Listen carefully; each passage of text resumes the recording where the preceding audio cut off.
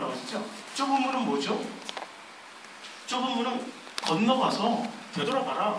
그럼 너희가 위로를 받을 것이다. 이게 좁은 문이잖아요. 넓은 문은 여기에요. 여기서 자녀들 잘 되고 장수하고 번영하고 내 가정 잘 되고 뭐 내 몽땅 다 그냥 나 잘 되게 하는 게 이게 여기 시스템이잖아요. 그렇죠? 이거 배우는 거죠. 이거 가르치고 그러니까 교회가 지금 한국교회 역사 200년도 채 안 돼가지고 100몇십 년 만에 이렇게 철저하게 이게 기독교 맞습니까? 이게 기독교 아니잖아요. 이거 본래 복음이 아니잖아요. 뭘 가르친 겁니까? 건너라고 가르치는 게 아니라 여기서 잘 먹고 잘 살자고 가르치는 거죠. 그렇죠? 이게 참 문제죠. 이게 지금 마태복음 5장 4절에서 받는 위로입니다. 건너오신 분들은 애통 양고기 먹고 애통에 동참한 사람들은 건너와서 위로를 받는 겁니다. 어떤 위로를 받아요? 죽을 자리에서 우리가 살 자리로 넘어갑니다. 근데 아직 살았습니까? 못 살았습니까? 10명의 정탐꾼이 12명이 보냈어요. 10명은 죽었습니다. 심판받은 거예요. 2명만 건너갔어요. 건너온 사람들 중에도 다시 여기로 건너갈 사람들이 있어요. 근데 못 건너갈 사람들이 또 생긴다니까? 교회 안에서도 건너가는 사람들이 있고 못 건너가는 사람들이 있어요. 뭐 장로교는 예정론으로 예정받았으면 다 건너간다고 그러는데 성경은 그렇게 얘기 안 해요. 건너갈 사람이 있고 못 건너갈 사람들이 있어요. 그러면은 어떤 사람들이 여기로 또 건너가고 어떤 사람들이 못 건너갔을까요? 5장 5절에 뭐라고 얘기하고 있습니까? 5장 5절. 온유한 자는 복이 있나니 그들이 땅을 기업으로 받을 것이며. 온유한 자는 복이 있다고 그랬죠. 온유한 자는 일단은 뭘 받는다고 그랬어요? 땅을 기업으로 받는데 무슨 땅이죠? 가나안 땅. 가나안 땅을 받는다고 그랬죠. 이제 건너온 사람들. 성경이 출애굽기가 산상수훈이 이렇게 해석이 되죠. 왜냐하면 이 말씀은 어떤 말씀이냐면은 주님이 설교를 가장 길게 하신 부분이 딱 복음서에 2번 나옵니다. 마태복음 5장에서 7장, 그 다음에 요한복음 14장에서 17장. 그렇죠? 그래서 이 말씀은 어떤 말씀을 들어야 되냐면은 산상수훈만 알면 다 돼요. 산상수훈만 알면 다 돼요. 마태복음 24장 16절인가요? 마태복음 24장에 보면 이제 종말의 때에 대해서 제자들이 조용히 와서 묻자오되, 그러니까 주님이 말씀하셔요. 이 종말의 때에는 그 종말의 마지막 때에는 어떻게 하라고 그랬어요? 산으로 도망가라고 그랬죠. 그럼 우리는 또 이 세대주의자처럼 어디 산으로 도망가지? 예루살렘 산으로 도망가라는 겁니다. 그래가지고 예루살렘 성전을 회복하자 이따. 아니 주님이 헐어버린 성전을 왜 또 다시 성전을 짓고 예루살렘을 회복해야 돼? 그놈들이 그거 괴수래니까. 그놈들이 괴수야. 그래서 성경을 왜곡시키는 거예요. 주님이 헐어버린 걸 왜 자꾸 회복시켜요? 그 산은 어떤 산이에요? 산상수훈. 이 말씀으로 도망가라는 얘기야. 종말의 때, 힘들 때, 어려울 때, 혼란의 때, 그리스도가 여기 있다 저기 있다 할 때 진짜 그 산으로 도망가야 돼. 산상수훈으로 도망가라는 얘기예요. 산상수훈으로. 산상수훈 안으로 피신해야만이 비로소 그 뜻을 알고 듣게 되고 알게 돼요. 이 알면 전부 알매 과정 어디에 쓰여져 있습니까? 요한복음 14장에서 17장. 성경은 요거 이 두 군데 알면은 다 이루었다. 주님이 말씀하셨죠. 다 이루었다. 그걸 알게 되면은 알미 드디어 이루어지고 돼서 누리다가 아버지의 품으로. 요한복음 14장 20절. 내가 너희 안에 너희가 내 안에. 내가 너희 안에 너희가 내 안에.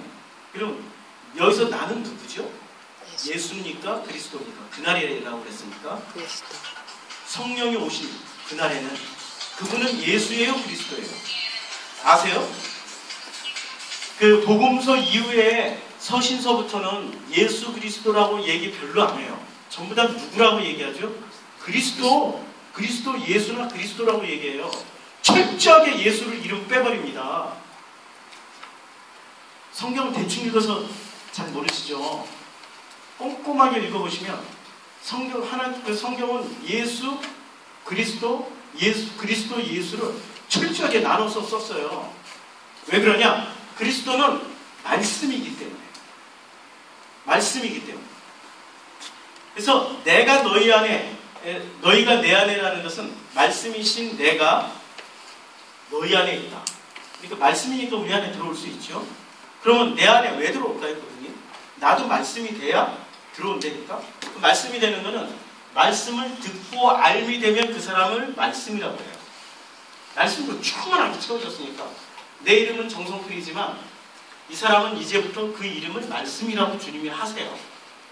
우리 영 안에, 우리 마음 안에 말씀이 가득 담겨 있어야 돼요. 말씀이 없으면, 그 말씀이 없으면 내 마음 안에는 무엇으로 가득 차 있습니까? 세상 말로 가득 차 있죠. 애굽 말로 가득 차 있는 거죠. 애굽, 빛과 어둠의 원리를 주님 말씀하셨죠. 빛이 들어오면 어둠은 물러간다고 그랬죠. 그리스도의 그 말씀이 오면은 내 안에 가득 차 있던 세속의 말은 물러나게 돼 있습니다.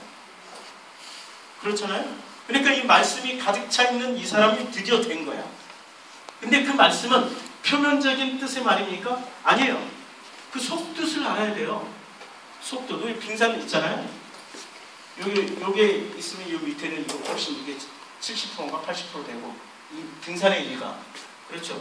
요거는 겉뜻, 요거는 속뜻. 속뜻을 알아야 돼요. 겉뜻으로는 간디처럼밖에 못 읽어요. 애통하자. 그냥 맨날 애통하고 가난하자. 그리고 옷 두 벌 딱 남겨놓고 가잖아. 옷 두 벌 남겨놓고 뭔 위대한 일이라고 옷 두 벌 남겨놓고 갔다고 성철스도 막 찬양하고 그러잖아요. 맞잖아요. 그게 뭐가 위대해. 겉뜻만 알다 가는 사람들인데 속뜻을 아는 사람은 위대한 거지. 이 속뜻을 누가 와서 말씀해 주셨어요? 예수가 와서 이거 속뜻을 다 설명하고 간 게 이게 산상수훈이에요. 속뜻으로 구원의 도를 얘기한 게 요한복음 14장 17장이에요. 성경 오서부터 산상수훈하고 요한복음 14장 17절만 잘 읽어보세요. 하나님이 이 겉뜻 속뜻으로 말씀을 섬겨주실 것입니다. 자, 온유한 사람은 땅을 기업으로 받는다고 그랬죠? 그 땅은 무슨 땅? 가나안 땅. 근데 가나안 땅은 젖과 꿀이 흐른다고 그랬죠? 젖이 오역입니다. 기름과 꿀이 흐르는 땅입니다. 기름과 꿀. 시간 되면 히브리어로 다 풀어주겠는데, 자, 젖이 아닙니다. 기름과 꿀이 흘러요. 기름은 무엇을 상징하고 있죠? 성령. 성령님과 꿀이 함께 공존하고 있는 땅이에요. 자, 꿀은 레위기에 보면 대표적으로 그 소제를 드릴 때, 곡식제사를 드릴 때 넣지 말아야 될 금지식품 두 가지 중에 하나입니다. 금지식품 두 가지는 뭐죠? 누룩과 꿀을 넣지 말라고 했습니다. 누룩과 꿀의 공통점이 뭡니까? 그렇죠. 들어가면 변질시켜버려요. 들어가면 변질시켜버린다니까? 들어가면 막 부풀려버려요. 하나님의 말씀을 속뜻으로 말을 해야 되는데 속뜻으로 말 안 하고 부풀려가지고 먹기 좋게 부드럽게 달콤하게 만들어버린다니까? 축복받아라, 성공한다, 너희는 이제는 닭이 아니라 독수리다, 고양이가 아니라 호랑이다, 이제 능력받아라, 왕이다, 왕의 자녀다, 너희는 왕족이다. 얼마나 기분 좋아요. 얼마나 달콤해. 얼마나 먹기에 부드러워. 그놈이 꿀이라니까. 그놈이 가나안 땅은 그러니까 성령과 꿀이 같이 있는 땅이에요. 그래서 광야에서 충분한 훈련을 못 받고 가나안 땅 넘어가면 어떻게 됩니까? 반드시 걸려서 넘어집니다. 그래서 여호수아가 죽고 난 그 다음 세대부터 사사기로 쫙 들어가 버렸죠. 그리고 그 땅에서 진짜로 하나님 나라 왕국이 이루어진 때가 몇 년이나 됐습니까? 다윗이 한 번밖에 없었잖아요. 그렇잖아요. 나머지는 이게 진짜 신앙인들 맞아? 이게 신앙인들 맞아? 그런 시스템으로 내리 갔잖아, 내리. 왜? 성령과 꿀이 공존하고 있었으니까. 우리는 광야에서 충분한 훈련을 못 받으면 여기 넘어가서 맨날 넘어지고 깨지고 자빠지고 할 때마다 우리는 그 단단한 정말 먹기에 불편한 누룩과 꿀을 안 넣어봐요. 누룩과 꿀을 안 넣은 그 밀가루 한번 먹어보신 적 있어요? 구워가지고? 저는 무지무지하게 단단하죠. 이빨 부러져. 먹기 힘들어요. 그걸 제대로 구워놓으면 어설프게 구워야 좀 먹기가 좀 부러워져. 근데 제대로 구우면 그거 못 먹는다니까? 이빨 부러지든지 개가 부러지든지 단단해가지고 못 먹어요. 그러니까 누룩과 꿀을 넣어야 돼. 자우지가 설탕을 넣든지 자우지가 이 발효시킨 걸 넣어야 돼. 그래야 먹을 수 있다니까. 우리가 지금 살아가는 데가 광야에서 살고 있지만 이제 가나안으로 넘어왔어요. 여기서 충분한 훈련을 못 받은 사람들은 반드시 사사기를 살게 돼 있습니다. 지금 내 형편이 사사기를 살고 계십니까? 그러면 나도 모르는 사이에 꿀을 넣은 것을 많이 먹고 있다는 뜻입니다. 근데 꿀을 안 먹으려면 어떻게 됩니까? 온유함을 가져야 되는데 온유함이 뭔지를 알아야지. 온유함이 화 안 내는 걸 온유함이라고 생각하는데 그게 아니라니까. 온유함이 뭐냐면은 이 온유함의 기본 개념이 세상에서 가장 온유한 사람이 누구였습니까? 모세가 세상에서 제일 온유한 사람이 대표 명사잖아요. 근데 모세가 화를 냈죠. 화 많이 냈죠. 승질 많이 냈죠. 그리고 자기 누나 미리암한테도 나중에 화내가지고 구스 여자 취했다고 막 잔소리하니까 그냥 운동도 확 그냥 걸리게 해가지고 그냥 확 보내버렸잖아요. 그 형님 진짜 성격이 대단하시다니까. 모세 형님 절대 온유한 성품이 아니에요. 그런데 하나님은 모세를 온유하다고 그랬어요. 왜 그런지 아세요? 처음부터 끝까지 하나님의 말씀이 담겨있는 사람입니다. 우리는 선악을 가지고 있는 존재이기 때문에 절대 온유할 수 없어요. 온유해지려면 어떻게 해야 됩니까? 그 말씀이 내 안에서 알미 되어서 그 말씀이 끊임없이 나를 섬길 때 그 사람이 온유해지는 거예요. 그 사람은 하나님이 온유하다고 인정해. 사람들이 인정 안 해. 사람들은 절대 인정 안 한다니까. 저를 온유하다고 안 하죠. 저를 온유하다고 안 하죠. 저도 막 승질 나는다니까. 막 종교화된 기독교 보면은 저런 진짜 저 소경들이 어떻게 저 사람들을 소경으로 인도해가지고 구렁텅이 빠지는 걸 보게 되면은 막 불난다니까요. 저도 온유하지가 않아요. 사람들이 보면. 그런데 하나님은 저를 온유하다고 하세요. 그게 왜? 그 말씀을 가지고 있으니까. 하나님은 그 사람을 온유하다고 그랬어요. 온유한 사람이 땅을 기업으로 받아요. 근데 그 말씀을 가지고 있는 사람은 어떻게 돼요? 젖과 꿀이 흐르는 그 땅에서 무엇을 선택합니까? 기름을 선택하죠. 꿀을 선택 안 합니다. 그렇죠? 산상수훈이 이렇게 연결되죠. 이렇게 들으니까 산상수훈이 지금 누구 말씀으로 들립니까? 그게 바로 그 말씀을 해주신 분이 예수 그리스도예요. 그러니까 산상수훈 끝날 때 서기관들이 와가지고 이거는 이제 성경 원문이에요. 이거는 성경에 없는 얘기인데? 이거 성경과 다른데? 지금 이제까지 목사님들이 하셨던 그 산상수훈하고 제가 지금 풀어주는 그 말씀하고 다르죠? 그러니까 여러분들이 이렇게 들으면서 이거는 이상한데?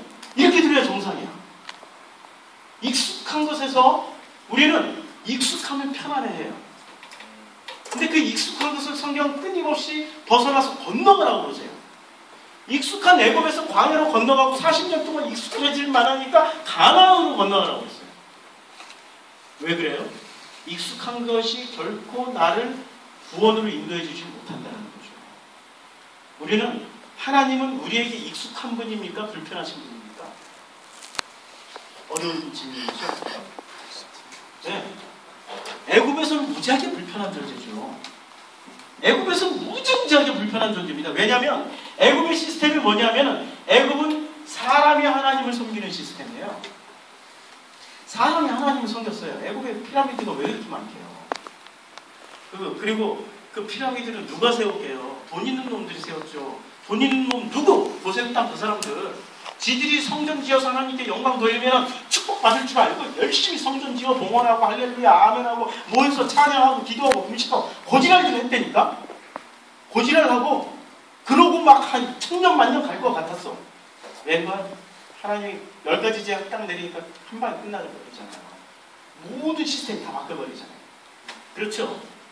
그게 애굽은 사람이 하나님을 섬기는 시스템이에요. 왜 사람이 하나님을 섬길까요?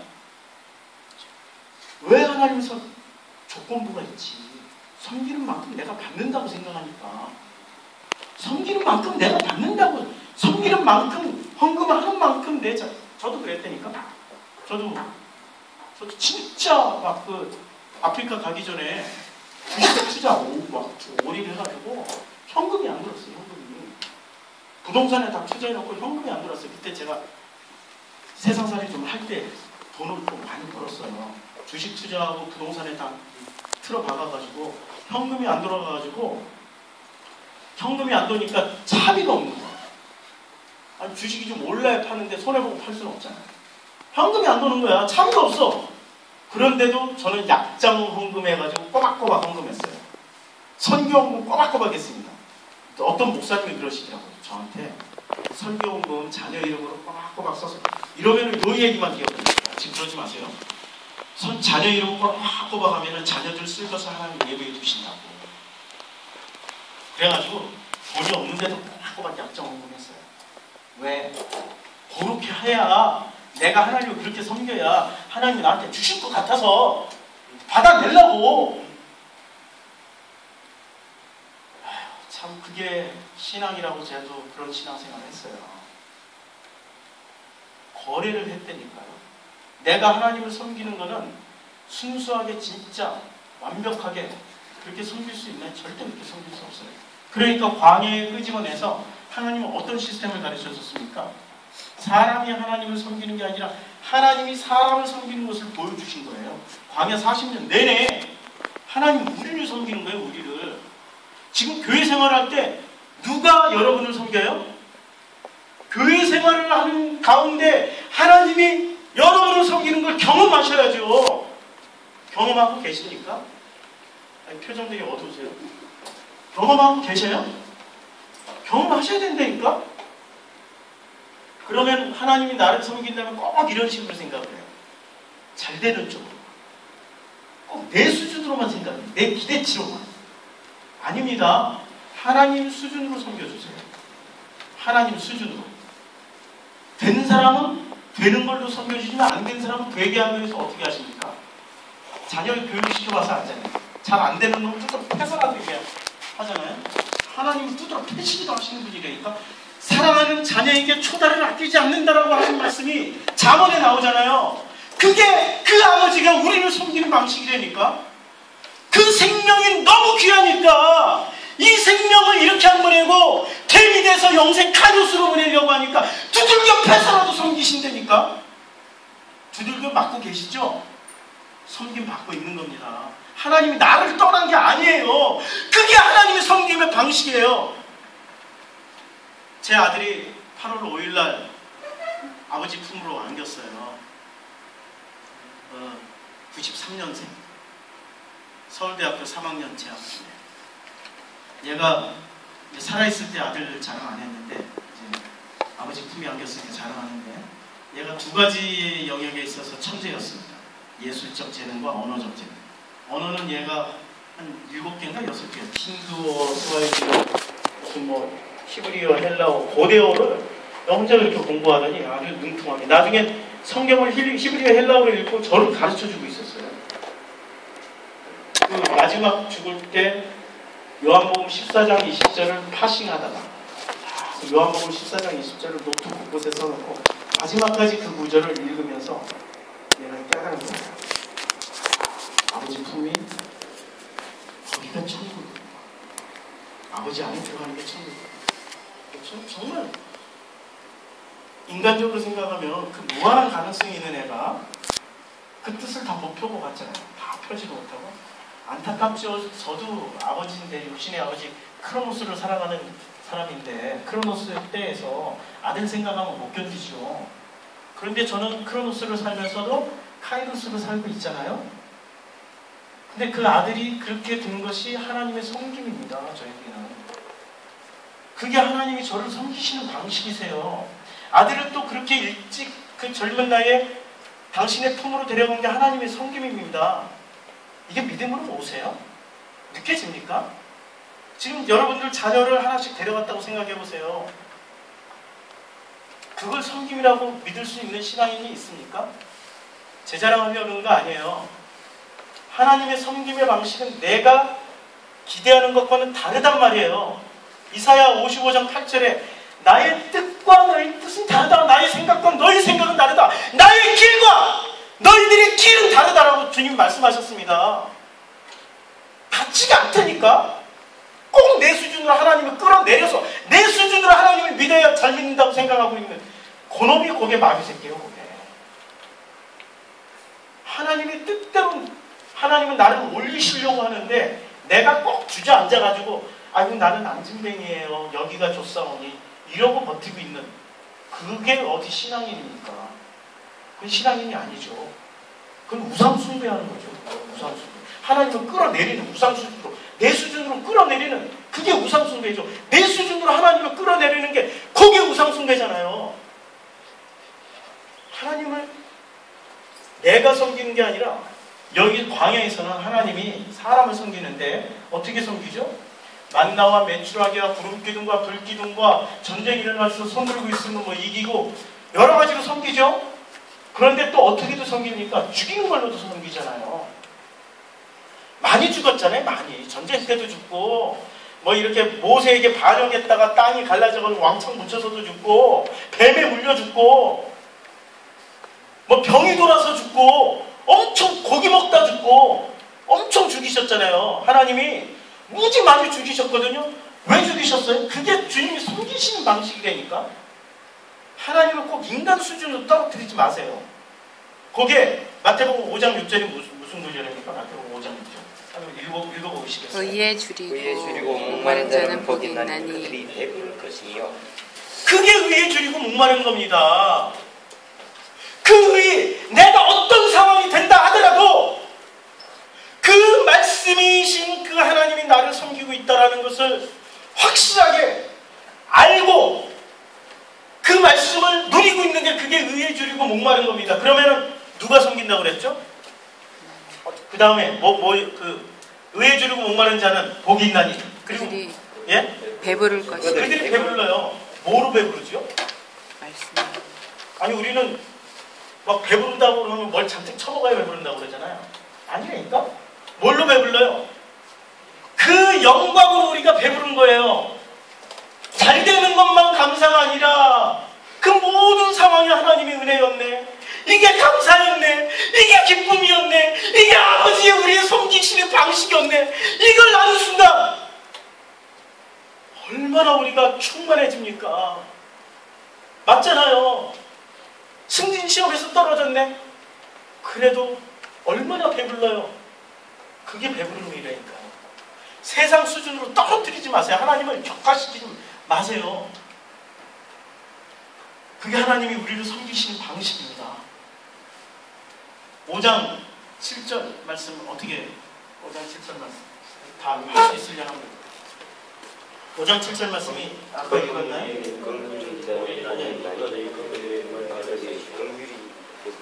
긍휼이 어떻게 되어 있습니까? 긍휼이 여기는 긍휼이 여긴다는 거죠? 아닙니다. 이제는 그 고난에 집어넣은 그 아버지가 누구를 긍휼히 여기시겠습니까? 하나님의 방식으로 섬기시면서도 하나님은 누구를 긍휼히 여기시겠습니까? 우리를 자신.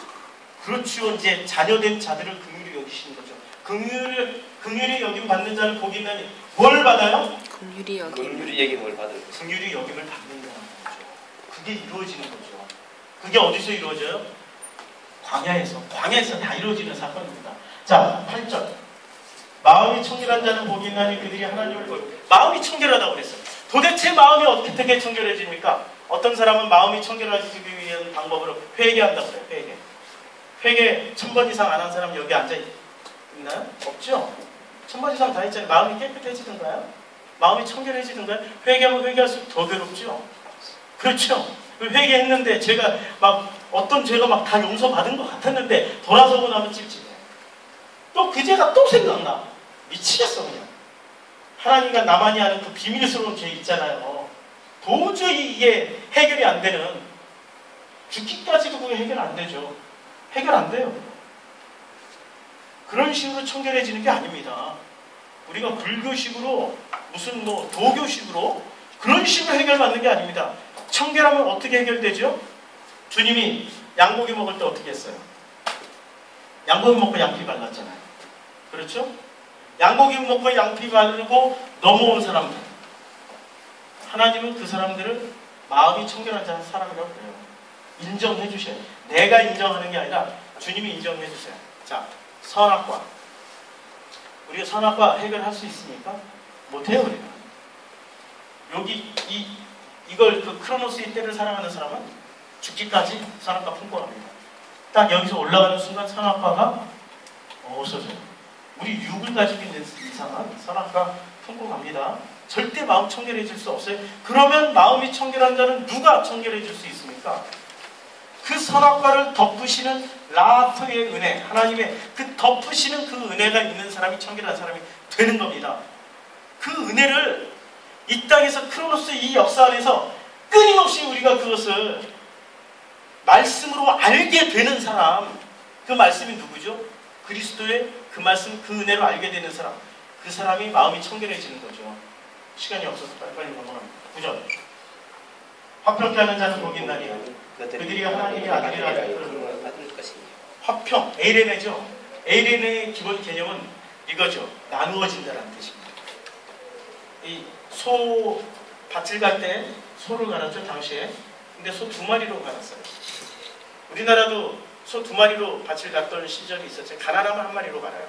근데 그랬던 시절은 소 2마리로 갈아요. 근데 소 2마리로 가는데 이스라엘에는 이것을 에이레네라고 해요. 엄마 소와 아들 소를 같이 묶어요. 엄마 소와 아들 소를 같이 묶으면 그 멍에는 누가 다지고 가는 겁니까? 엄마 소가 다지고 아들 소는 그냥 멍에를 졌다는 흉내만 내는 거죠. 일은 누가 다 하죠? 엄마 소가 다 하는 거죠. 아들 소는 뭐야? 엄마만 따라다녀. 아빠는 대로 돌면 같이 돌고. 그렇죠? 그게 평강이에요. 그게 평화예요. 지금 내 멍에를 누가 지고 가고 있습니까? 아버지가. 수고하고 무거운 짐 지다가 다 내게로 가. 즉 내 멍에는 가볍고 편안한. 내 멍에는 왜 가볍고 편안하다고 그래요? 아버지가 다지고 있으니까. 나는 그냥 얹어놓는 신용만 하고. 이것이 이루어진 사람이 화평한 자가 되는 거예요. 이게 지금 이루어져 있습니까? 믿어지십니까? 이대로 살게 되기를 기대합니다. 네. 아멘. 근데 이 화평, 아들에게만 그 멍에를 져줘요. 같이 매줘, 아들에게만. 아들 아닌 사람은 자기 혼자 밭 갈고 자기 혼자 그 멍에 지고 하니 얼마나 고통스럽겠어요. 유난히 나는 세상죄를 지고 가는 예수처럼 유난히 나는 왜 세상 사는 게 이렇게 힘들어, 너무 고달퍼, 너무 죽겠어. 이런 사람은 그 아버지가 멍에를 같이 지고 가는 거예요? 나 혼자 지고 가는 거예요? 그러니까 아들이 됐어요, 안 됐어요? 안 됐죠. 건너온 사람입니까? 안 건너왔다니까. 아직도 여기 머물러 있어요. 내 번지수를 알아야 돼. 내가 건너왔는지를 그거 분명히 알아야 돼요. 거기 안 이루어진 사람은 아직도 애굽 안에 있는 거야. 내가 하나님 섬기고 있는 거야. 하나님이 나를 섬기는 그 시스템으로 들어와야 그 멍에를 주님이 같이 지고 간다니까. 의를 위하여 박해를 받는 자는 복이 있나니 천국이 그들의 것입니다. 의를 위하여 박해를 받는다. 이제 의를 위해 박해를 받는다 하니까 선교 이슬람권으로 선교 나가서 우리 순교를 한다 이런 식으로 생각하는데 아니라니까요. 진리를 말하기 시작하면요, 너 그거 어디서 배웠어? 지금 이 얘기를 뭐 섬기는 교회 가서 목사님한테 이런 얘기 그거 어디서 배웠어? 그거 어디서 배웠어?